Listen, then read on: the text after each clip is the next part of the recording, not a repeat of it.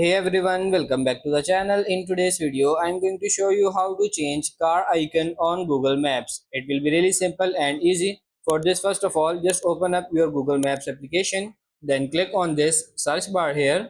So first start a navigation somewhere. You don't have to actually drive it, but just start a route. And it's important that the location you are driving from is where you are right now, because then it will actually start.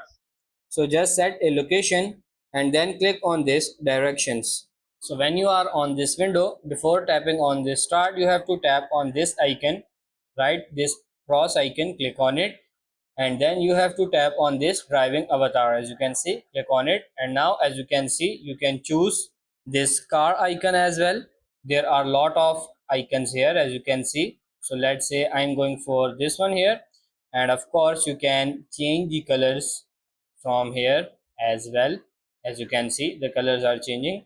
Click on this done icon here. Now if you go back and click on this start icon, you will see our car icon has been changed. That's pretty much it for this video. That's how to change car icon on Google Maps. I hope this video was helpful. If it is, like it and subscribe to the channel. Thank you.